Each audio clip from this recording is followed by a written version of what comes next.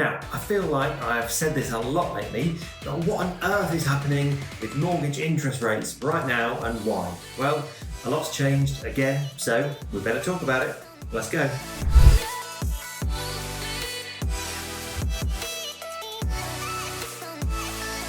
Hey everyone, welcome back to the channel. My name is Adam. I'm your expert mortgage broker, and today we're talking about what's new with interest rates, what's changing, why everything's going back up again at the moment. It's sort of spring 2024. A lot's changed in the last few months, so we need to talk about it. Now, if you stay watching to the end, I'm going to tell you all about my perfect remortgage strategy to make sure that you get the best rate at the best possible time and don't suffer interest rate rises as much as potentially you could do. So stay watching to the end for that.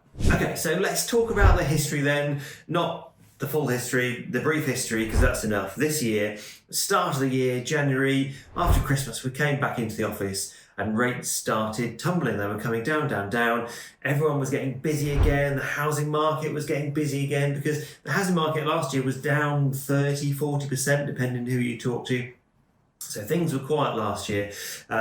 Start of this year, everything was getting busier. Confidence was restoring. People were moving again. People started to talk about moving. Everything was getting a little bit easier. But then we got to about March and it kind of slowed down again because interest rates started going back up. And so not quite to the extent they were before, but things were going back up again. Interest rates were creeping back up. And then we kind of got to April and it looked like that was steadying off, and one or two lenders even dropped their rates just a little bit, but that was very short-lived. At the end of April, early May, which is where we are now, early May, interest rates have started going back up again. And understandably, that kind of makes people nervous. It makes people nervous about moving and buying and selling and things. So why do they do this then? What is happening? Because the Bank of England hasn't changed for months and months. So why do these things happen? Why do fixed rates fluctuate so much? Well, I'm going to tell you. Now, if you've watched the channel before, you may have heard me talk about this before. It's things called swap rates. Swap rates are interest rates that mortgage lenders and banks, building societies use. They borrow money to lend to you. And it's these swap rates that dictates how much it costs them to borrow the money. So there's certain exceptions. Don't quote me on this. I think HSBC lend their own money, so they're a bit more sheltered from this. But most other banks and building societies, they'll go out and borrow the money from kind of money markets to then lend to you for your mortgages. And so they'll borrow it at a certain rate, and then they'll lend it out at a higher rate, so that then they have a profit, and that's how they make money.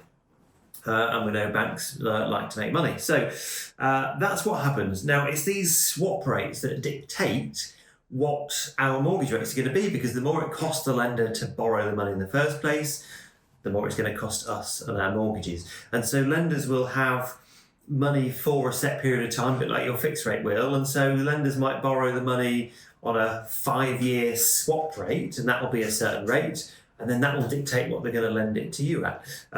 Same might be for a 2-year. Now, at the moment, it's a little bit cheaper for the lender to borrow the money for a longer period of time, which is why it's cheaper for us to take a longer term fixed rate. So what's going to affect these swap rates then? Because we know the Bank of England hasn't changed. So a swap rate, the swap rates there, kind of dictated by the global economy, if you like, other world events, and they change all the time. They're changing daily depending on what's happening around the world. So at the moment, correct at time of filming, early May at the moment, I think inflation in the US is up a little bit.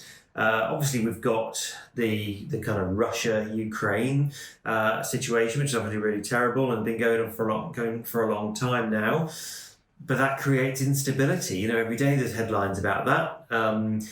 Oil prices, all sorts of world's economic factors, way too much for probably one YouTube video, and probably above my head as well. But all sorts of factors go into dictating what these swap rates are going to be and how much it's going to cost the lender to borrow the money to lend to you. So at the moment, we still expect interest rates to come down. You know, the economists still expect interest rates to come down. At the start of the year, they were expecting 3 or 4, even maybe Bank of England reductions this year. Now, depending who you talk to, it's probably 2, sort of late summer and then maybe just before Christmas. But then we don't know if there's going to be an election and things in that time, and other factors could change that and could get in the way. So we don't really know, but we expect rates to continue to come down. That's what we think is going to happen. But we said that at the start of the year, and they've gone back up again a little bit. So who really knows? But I think long term, the expectation is certainly going into next year that interest rates will come down, and that will be a good thing for mortgages and the housing market. Everything that will sort of encourage us again. We're probably going to have an election at some point this year. That might help or hinder the housing market, depending on what they talk about. And I've heard whisperings of stamp duty holidays and things. Don't quote me on that. We don't know. We'll know that in a few months' time, maybe. Various factors can influence what goes on in the housing market. Interest rates is just one of them. Now, housing market aside, if your mortgage is due for renewal at any point in the next 12 months or so, then this bit is for you. So at the start I said I had a perfect remortgage strategy, and I do, and it involves changing your mortgage rate from one to the other. So you're about to come off your current fixed rate. If you don't do anything with it at all, you go onto the lender's variable rate. We don't want that. So we want to go on to another rate. We want to choose the best rate available.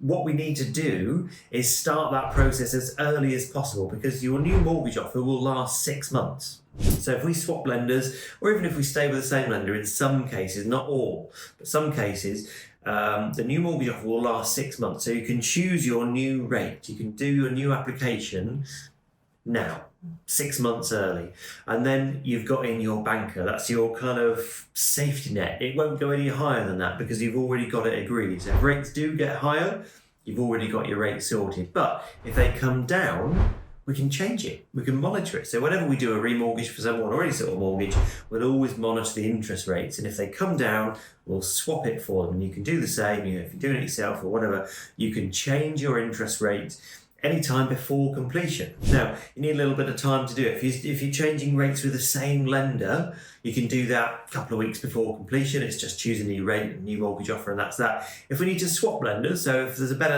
a different lender with a way better rate, then that's fine to swap over. If there's time, we probably want to allow 4 to 6 weeks to swap it over. So that has to be worth it. Don't swap lenders for 0.01%, just stick with the one you've got probably. But in any case, we can change the rate you've got. So whatever you do at the start, last 6 months, but it can be changed without penalty or further cost. Well, certainly from us as brokers, we don't charge any extra, even if we amend it 3 or 4 times. We were doing that last year. We don't charge again. We only charge once at the start. So whatever you do at the start can be amended, can be changed. So that's the best way of making sure that you're on the best rate at the latest possible moment. Getting your banker in early, and then monitor it as time goes on. So I hope that has been useful. If you want to get us to monitor your interest rate and get that banker in for you, then you can just get in touch. There's a link in the description to book an appointment with us, or you can visit our website and learn more about us, and you can get in touch with us there as well. So hopefully I'll be speaking to you soon. If not, see you on the next video. Take care.